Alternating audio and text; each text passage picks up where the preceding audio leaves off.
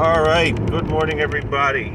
This is a very interesting question. It's a loaded question, it's a biased question, but it's nonetheless something that I would like to address. I like to answer these questions on Quora. This is an example of the love-hate relationship I have with Quora. I mean, these questions are kind of silly, actually. So it says, why are Hasidim considered ultra-Orthodox when they are Reform movement? Are the non-Hasidic Haredim, like the Torah Karta or Lev Tahor, not much more ultra-Orthodox by definition? I want to address the second part first. Lev Tahor, certainly, although they're a cult, their roots are totally Hasidic, maybe a mix of Hasidic and Sephardic, but not in any way separate from anything Hasidic. They're very much Hasidic.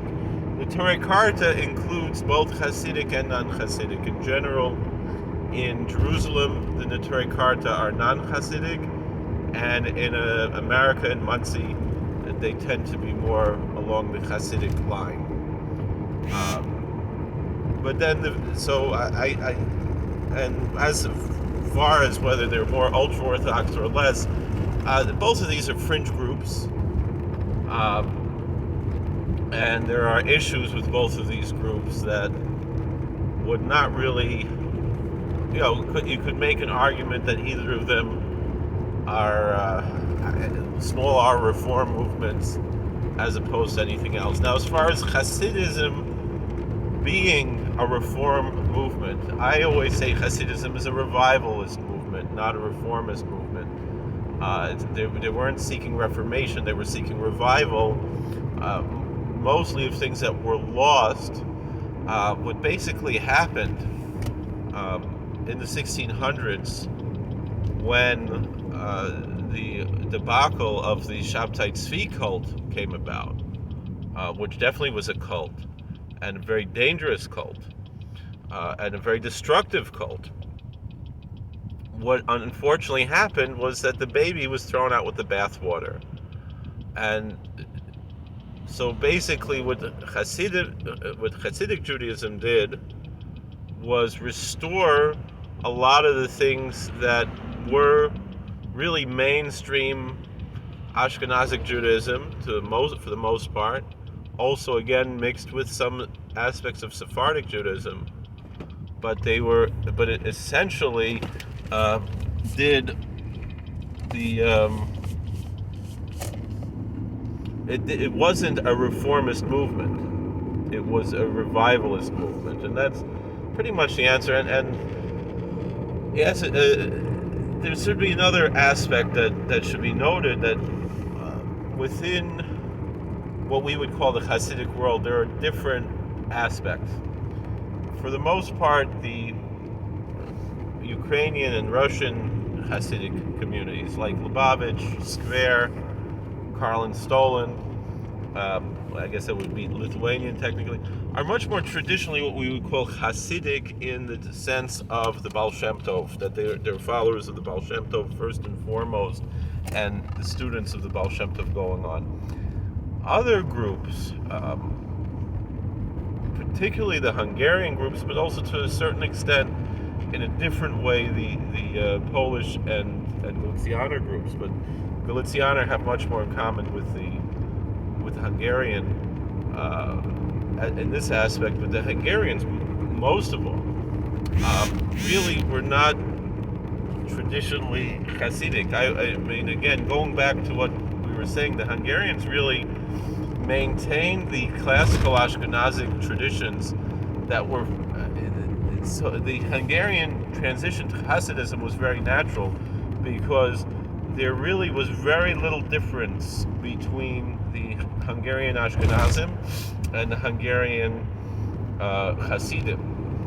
The only real difference was, did you daven Nusach Sfard or not? And then many of those who were Ashkenazim, even without making any devotions to a particular Rebbe, many people started to daven Nusach Sfard in Hungary, and it was much different than what we would consider to be traditionally Hasidic.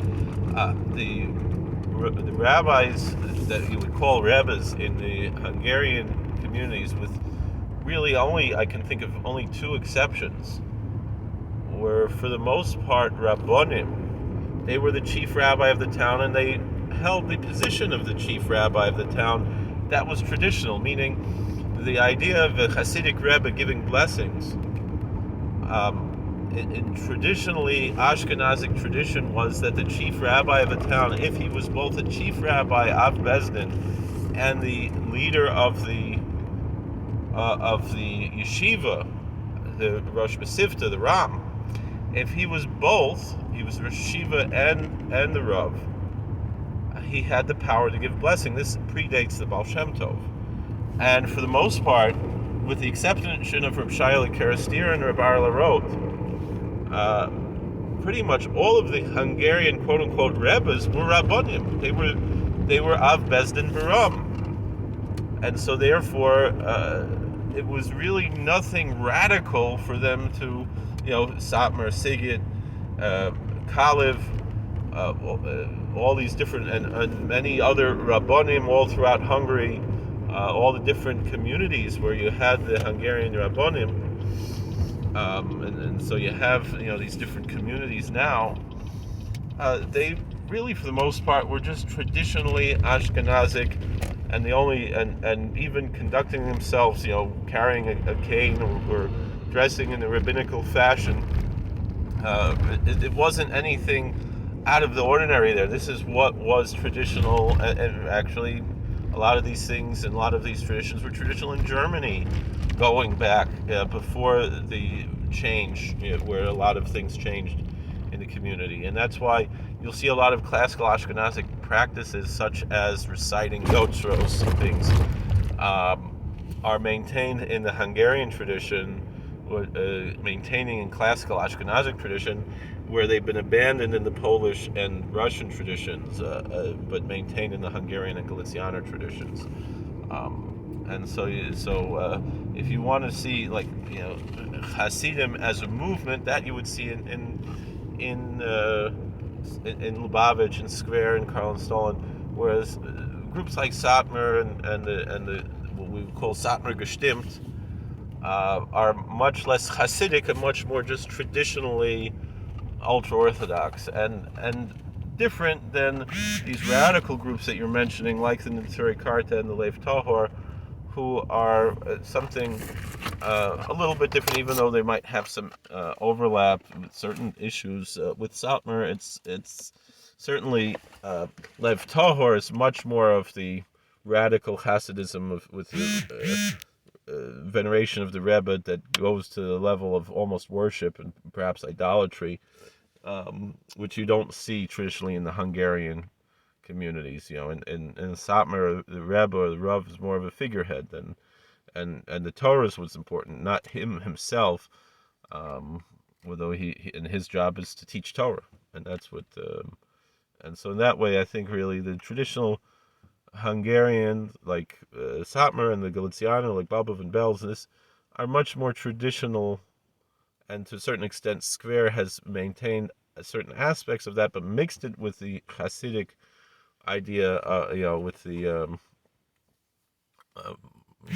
extreme venerations of the Rebbes, like you see in Lubavitch and Karl and Stalin and others. It just happens that Lubavitch and Karl and Stalin, they have a more modern appearance, and the Stalin Rebbe happens to be a very moderate person, and so that's why you don't see excesses in that community the way you do in Lubavitch and others, so or in Square for that matter. And so that's my answer. Not anything negative against Square, Lubavitch, Karl and Stalin. I love those groups. It's just there's difference, and we can celebrate those differences. Thank you for watching. God bless. Please like, share, and subscribe, comment, and we'll see you later.